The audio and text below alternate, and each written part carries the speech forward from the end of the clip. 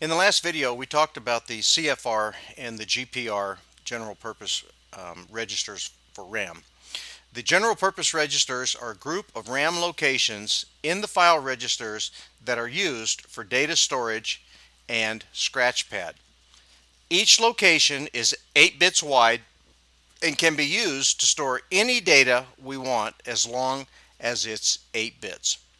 Again, the number of RAM locations in the file register that are set aside for general purpose registers can vary from chip to chip, even among members of the same family.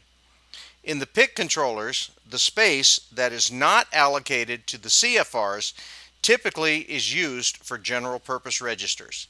That means in a PIC chip with a 1000 byte file register, no more than 100 bytes are used for CFRs, and the rest are used for general purpose registers.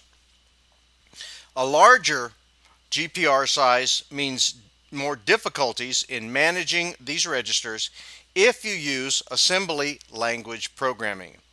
In today's high performance microcontrollers, however, with over 1,000 bytes of GPR, the job of managing them is handled by C compilers.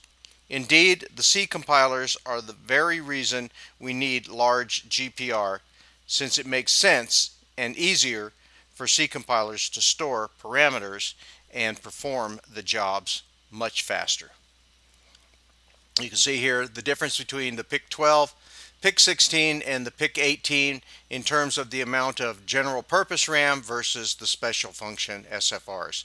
And you can see how in each case the amount of RAM has increased over time. If you take a look at this table, you can see a comparison between the PIC-12, 16, and 18 and the various versions of the PIC-18 in terms of the number of file registers in bytes, the number of CFRs allocated, with the total number of general purpose RAM identified.